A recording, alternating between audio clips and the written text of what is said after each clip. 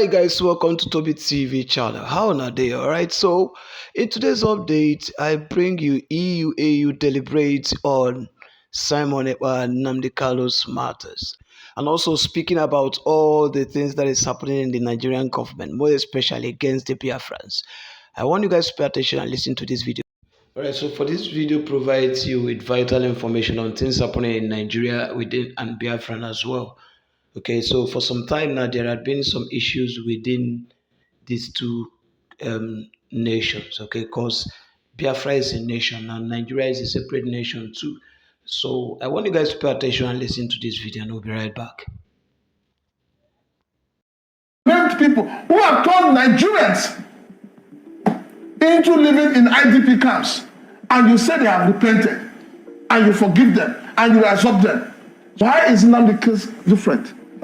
Now we have an interesting conversation of what is really happening. We also the drama that took place Court of Appeal in Abuja regarding the continuous detention of IPOB leader Mazi Nnamdi Kanu. Now this is actually really interesting now, because from this conversation that happened this morning, it shows the real mindset of the Nigerian government, also the Southeastern governors.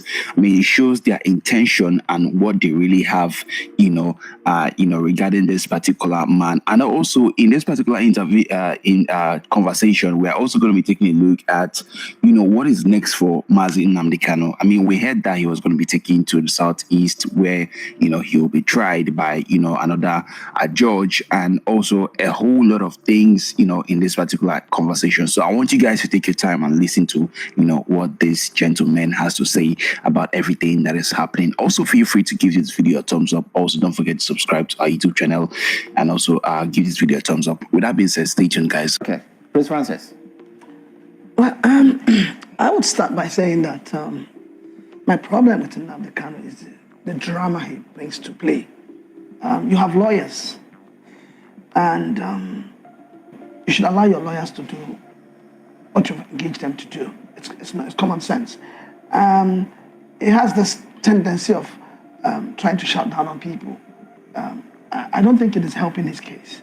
Yes, the only thing I take from what he said yesterday, which I believe a lot of Nigerians should be interested in, is the issue of the current indictment of the husband and son of the judge.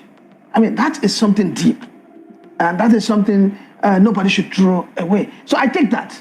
That is all I take from it. And I think because of that, the judge herself is already compromised. And that's the point he has made. It's a very valid point. And I think that is a point based upon which the chief judge should begin to think. Well, the chief judge, Justice Bintai, did recuse herself. And right here on this show, we learned from one of the lawyers that came on this show some time back that even if a judge recuses himself or herself from a case, the Chief Justice of the Federation or the attorney, the AGF, can reassign that same judge to that same case if they feel the reasons tendered were not, valid enough. I agree with you, Moses. But you see, each day this case comes up, new things come up. When the issue of her reclusing herself from the case, this didn't come up.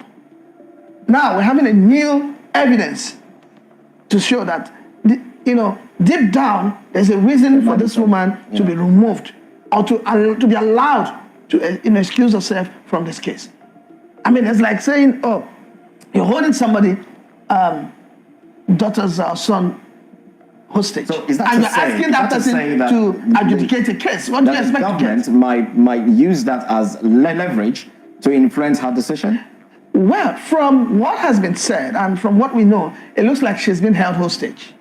It looks like her family members are being held hostage, and then they expect her to do now, something. What does that even say to the government of the Federation? Doesn't that give the impression that government wants to, indict this man regardless of what the case might be? Well, it's not just about the government. It's about our judicial system.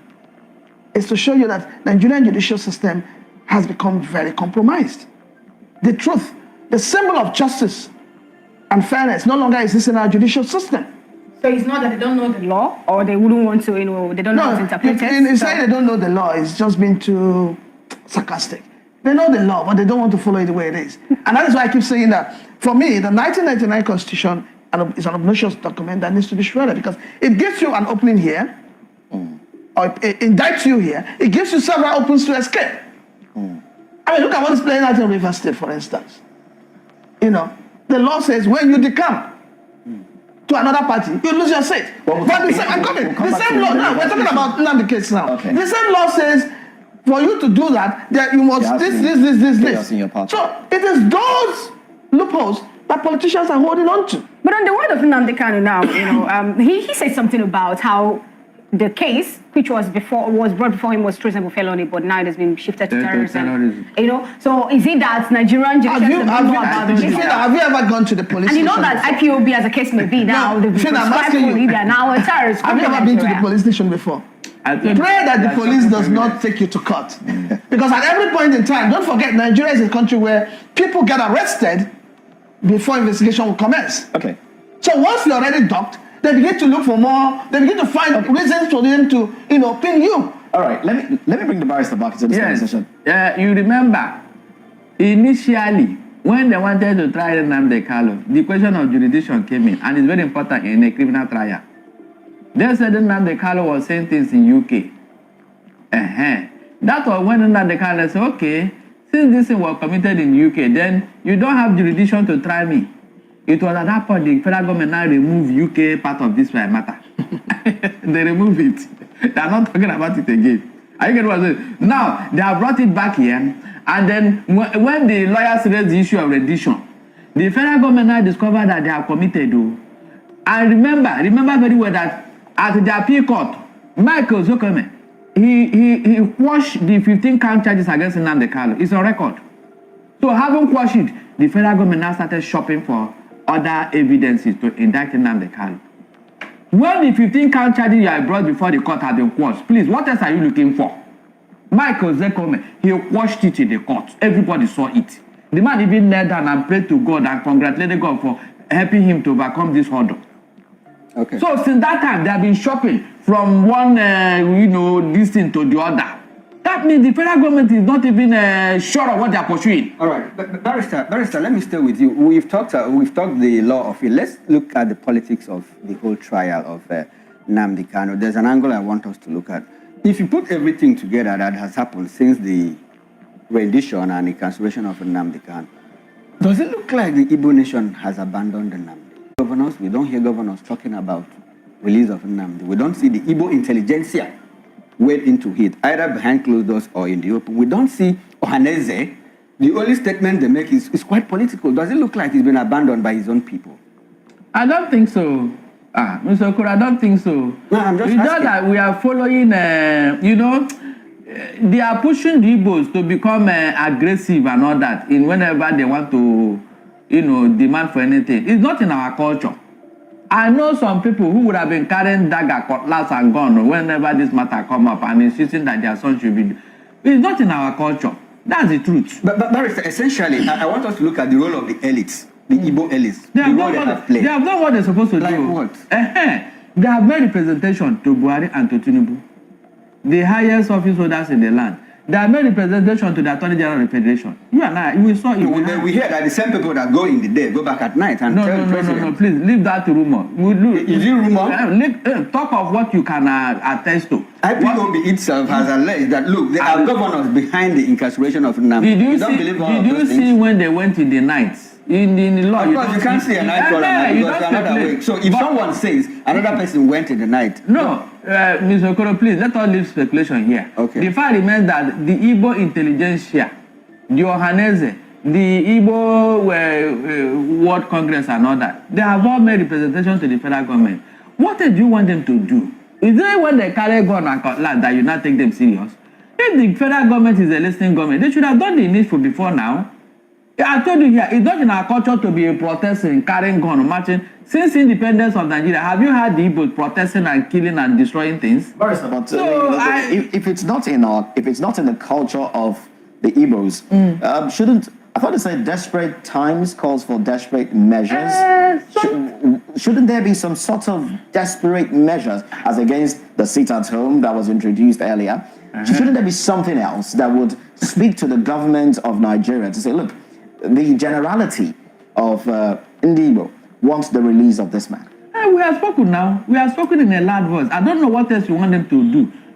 I mean, the political leaders have they have written documents, signed, and taken to Tinubu. The lawmakers, is that not true?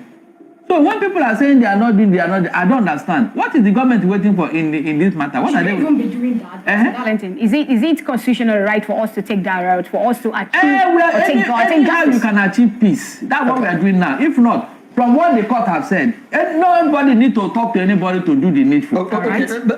Prince Chilak, I want to have your reaction to that question that I asked. Especially, I want you also to factor, put in, to consider the fact that a lot of people have said, look, a certain group of political elites, be they governors or senators or whoever, the political elites, people, office holders in Igbo land, that are the ones, behind the continuous incarceration of Nnamdi. Because according to those sources, according to people that allege, they say that, look, if Nnamdi comes out, he is going to impact negatively on their political status, ambition, and all of that. 2027 is on the table, governorship is on the table, and all of that. And recall, too, that a certain governor, Chukwuma Soludo, in fact, says, look, the release of Nnamdi Kanu is not going to thaw the tension in the southeast.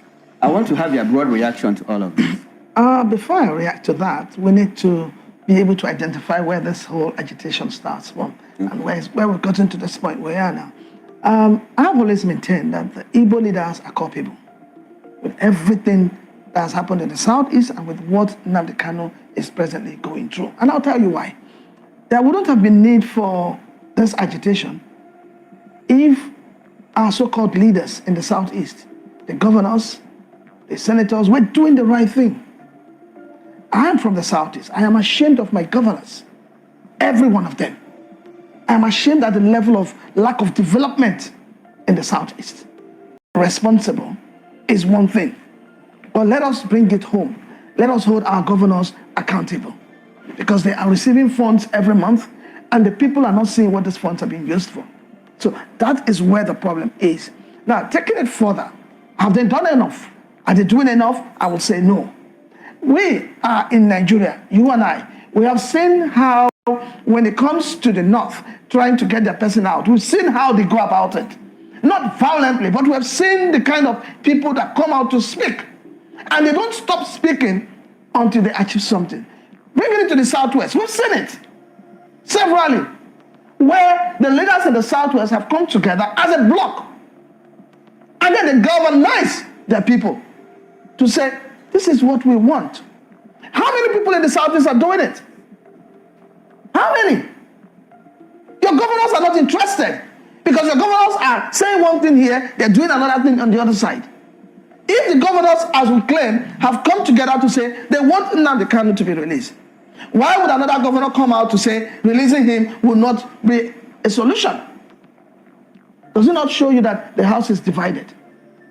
I've always said that Senator Abaribe has been talking, but has he ever raised the issue of the release of Nnamdi Kanu on the floor of the Senate? What are we talking about? It's not for you to call a press conference after plenaries. Put it out there. No, he has never. I have never heard him talk about it on the floor of the Senate. He only talks about it after plenary. So we need to know what we want. Our leaders in the southeast have continued to disappoint us. Let us put it the way it is. And I believe they can do better. I believe they can galvanize if they are ready to speak with one voice, to appeal to God. See, the issue of Nnamdi Kanu right now has gone beyond judicial issue. Let us look at a political solution to it. Now, talking about looking at a political solution to it, what impact does the prescription of IPOB affirmed by the Supreme Court just the other day have? What impact would he have on his case? Looking at a political solution to it. Well, I will tell you. Let's measure that side by side. What I see playing out is give a dog a bad name to kill it, and that's what this government is doing. Because we know that it's only in Nigeria you have proscribed IPOB. Nobody in the international community has called IPOB a terrorist group. So the whole idea is, okay, if they can like the Supreme Court has said, is a terrorist group. The leader of that group, obvious, is a terrorist. That is what they're trying to do. So for me, I do not subscribe to that. But I'll say this, whether the Supreme Court has said this or not, Nnamdi Kanu's case should be treated as a purely political case with a political solution. All right, if every now and then we accept that, you saw what played out in is it Kaduna State, where the government was holding meeting with bandits and terrorists, and they were all, showcasing brandizing their gun and all of that, and nobody got arrested. Have you seen Nnamdi Kanu with a gun or even a knife? So if you have a country where you can look at somebody who has killed many people, who have kidnapped people, who have collected ransom, who have maimed people, who have turned Nigerians into living in IDP camps, and you say they have repented, and you forgive them, and you absorb them. So why is Nnamdi case different? Is it because he's agitated? Is it because of the word Biafra is coming out? We need to know. It's interesting to know that even today, the Defense Headquarters made us understand that 800 surrendered the Boko Haram terrorists who are repentant are passing through the de-radicalization process. And, after that, the next other thing we hear is they've been reintegrated back into the society. These are terrorist group members, and they say they are repented. No, the funny thing? We know how this whole kidnapping thing started, especially in Lagos, with Evans, the kidnapper. Now Evans is telling everybody, through his lawyers, that he has repented. In other words, he could be freed anytime. Because that is the kind of judicial system we are applying in this country. And I keep saying, forgive and forget. Nobody's talking about the bruises. Nobody's talking about the pains. Nobody's talking about the sufferings. So how do we want to say there's going to be justice and peace?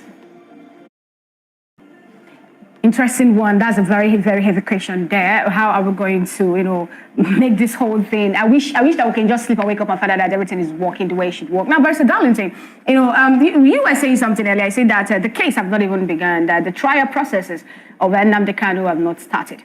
And now with this indefinite adjournment of this case, where lies his fate? Is it that it's going to spend more time? What is really happening? What does this indefinite adjournment portend?